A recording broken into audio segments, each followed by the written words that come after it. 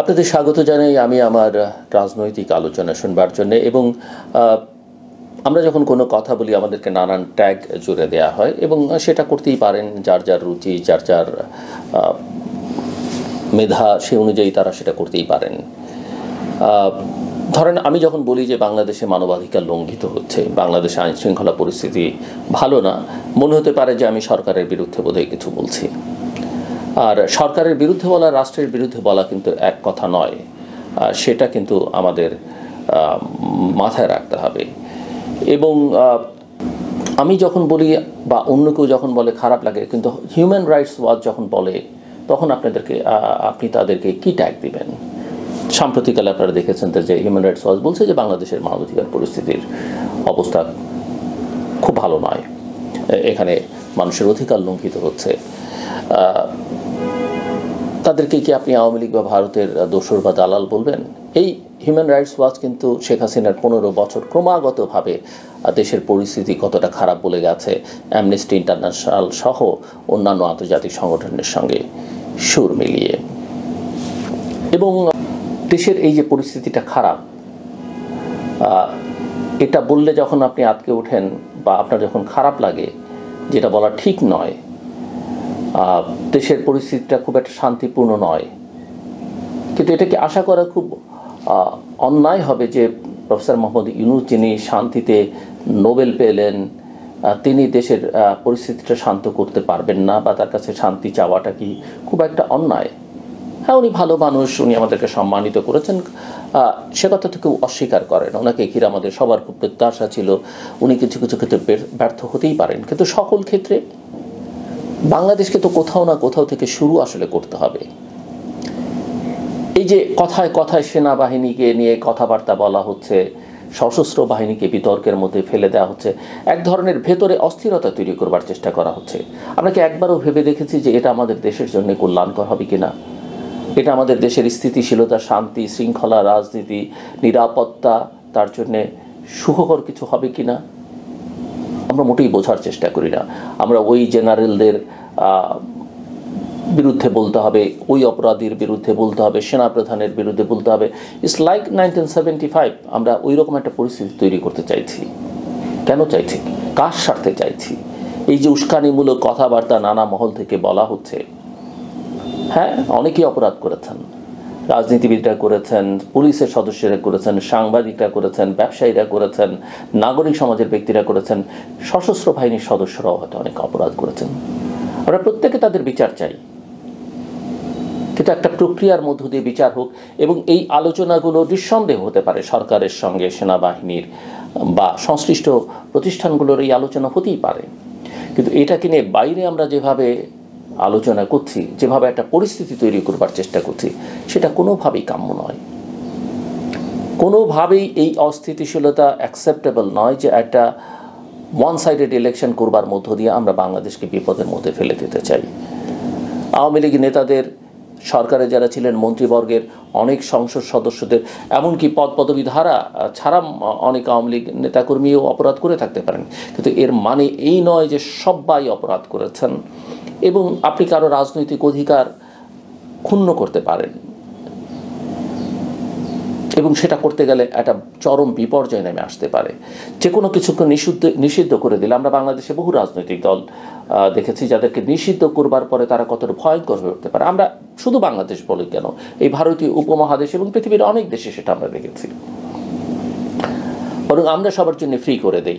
আমরা বাংলাদেশের জনগণ আওয়ামী যে দুঃশাসন 2009 থেকে 24 পর্যন্ত, সেটা মানুষ প্রত্যাখ্যান করেছে গণ অভ্যুত্থানের মধ্য দিয়ে। কিন্তু তার যে অধিকার, তার সমর্থক বা কেউ যদি ভোট তাকে দিতে চায়, এই যে মানুষের চয়েস করবার যে অপশান, সেটা আপনি রাখবেন না কেন? অপরাধ করলে অপরাধীর বিচার করেন। আমরা তো বহু বছর ধরে 2007-8-ও বলেছি, এখনও বলছি যে ট্রুথ অ্যান্ড রিকনসিলিয়েশনের একটা জায়গা তৈরি করা দরকার। আমরা খুব কম মানুষ আছে, সাধারণ মানুষ বাদ দিলে, একেবারে অতি সাধারণ যারা, তারা বাদ দিলে খুব কম এলিট গোত্রীয় মানুষ আছেন যারা কোনো না কোনো অপরাধের সঙ্গে যুক্ত নন বা যুক্ত ছিলেন না। একটা প্রক্রিয়ার মধ্যে দিয়ে আসুন আমরা নতুনভাবে যাত্রা শুরু করি। এবং এই যাত্রাটা কেন প্রফেসর মোহাম্মদ ইউনূসের মতো আন্তর্জাতিক খ্যাতিসম্পন্ন নোবেল লরিয়েট, শান্তিতে নোবেল পাওয়া মানুষ তার নেতৃত্ব হতে পারলো না? আমার সেই প্রশ্ন। কেন প্রফেসর মোহাম্মদ ইউনূস, আমাদের এই মানুষটি কেন নেলসন ম্যান্ডেলার মতো উদার হতে পারলেন না? অফকোর্স তার অনেক কষ্ট আছে, অনেক সাফারিংস আছে, তাকে এই বৃদ্ধ বয়সে 6 তলা 8 তলায় সিঁড়ি বেয়ে উঠতে হয়েছে। কিন্তু আপনি যখন রাষ্ট্র চালাবেন, আপনি যখন সরকারের প্রধান হবেন, রাষ্ট্রের প্রধান হবেন, রাষ্ট্রনায়ক হবার চেষ্টা করুন, আপনাকে তো অনেক বেশি উদার হতে হবে। এই ঔদার্য শেখ হাসিনা দেখাতে পারেনি বলেই তো তার আসলে এই পরিণতি। এই ঔদার্যের ঘাটতি ছিল বলেই তো বিএনপির আজকে পর্যন্ত এই সাফারিং। তাহলে বিএনপির মতো একটা এত বড় রাজনৈতিক দলকে যার এরকম হতে, তার তো এতদিন ক্ষমতার বাইরে থাকবার কথা নয়।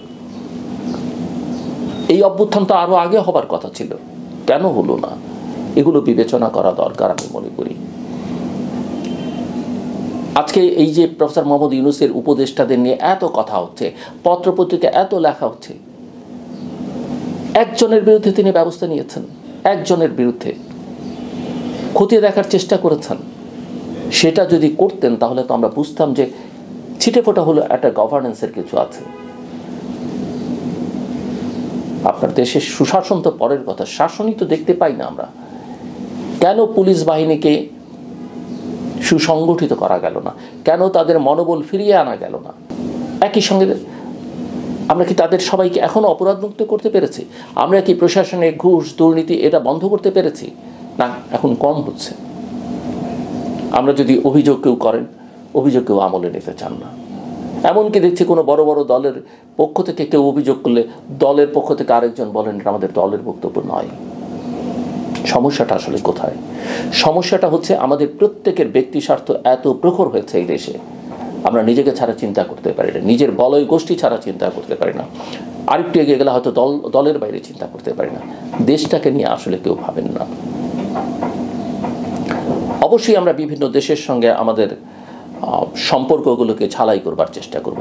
অবশ্যই আমরা আমাদের স্বার্থ দেখব, যেভাবে শেখ হাসিনা বা অন্যরা বিভিন্ন সময় চালিয়েছেন সেভাবে আমরা নতুন করে শুরু করব। বর্তমান বিশ্ব বাস্তবতার নিরিখে আমরা আমাদের সম্পর্কগুলো পুনঃমূল্যায়ন করব। কিন্তু আবেগ দিয়ে অভ্যুত্থান করা যায়, আবেগ দিয়ে সরকার নামানো যায়, আবেগ দিয়ে কথা দিয়ে রাষ্ট্র চালানো যায় না। এটা আমরা কেউই বুঝতে চাই না। এবং রাজনীতিটাকে একটা খেলো রাজনীতিতে আমরা পরিণত করেছি। এই যে এখনও ধরেন আসন ভাগাভাগি, আমি এটা বহুদিন বলেছি, এই যে জোটের রাজনীতি আসলে বাংলাদেশে বড় বড় দলগুলোর যেমন ক্ষতি করেছে, ছোট ছোট দলগুলোরও ক্ষতি করেছেন। বট গাছের নিচে ছোট গাছ হয় না, আমি যেমন বলেছি। আমি তো কথা বলেছি যারা আন্দোলনে বিএনপি অঙ্গীকার করেছে বা বড় দলগুলো, তারা তাদের নির্বাচনী ফান্ড থেকে তাদের অ্যালায়েন্সদের তারা ফান্ড দিয়ে দেয় নির্বাচন করবার জন্যে। ক্ষমতায় যেতে পারলে তাদেরকে নানাভাবে এম্পাওয়ার করার চেষ্টা করুন।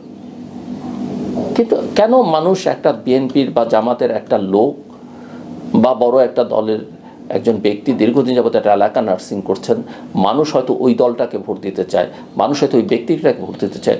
আপনি জোটের স্বার্থে এমন একজনকে নিয়ে আসলেন যাকে মানুষ চেনেই না, যার সাথে মানুষের সম্পর্কই না, আপনি তো ওই ব্যক্তি না, আমি বলবো ভোটারদের প্রতি অবচার করছেন। এবং এই যে ছোট ছোট দলগুলো এখন নানা রকম বার্গেন করছে, আমি কারোর প্রতি অসম্মান করে কথা বলছি না, এটা তো রাজনীতির জন্য সুখকর নয়। কেন আমরা তো আমাদের রাজনীতিতে আওয়ামী লীগের অপরাধের কোনো শেষ নেই, জামাতের বিরুদ্ধে অভিযোগের কোনো শেষ নেই, বিএনপির বিরুদ্ধে অভিযোগ আছে, জাতীয় পার্টির বিরুদ্ধে অভিযোগ আছে, একটা গৃহপালিত রাজনৈতিক দলে পরিণত হয়েছিল। কিন্তু আমরা কি সবাইকে বাদ দিয়ে চলতে পারবো? কাউকে বাদ দিয়ে চলতে পারবো? চলা সম্ভব? রাজনীতি সেটা বলে, রাজনীতি বিজ্ঞান সেটা বলে না। কাজেই সবার ভুল ত্রুটি স্বীকার করে আমরা আসলে পারতাম এই ত্যাগের পরে নতুন করে শুরু করতে, একটা স্থিতিশীল রাজনৈতিক অবস্থা নিশ্চিত করতে বাংলাদেশে।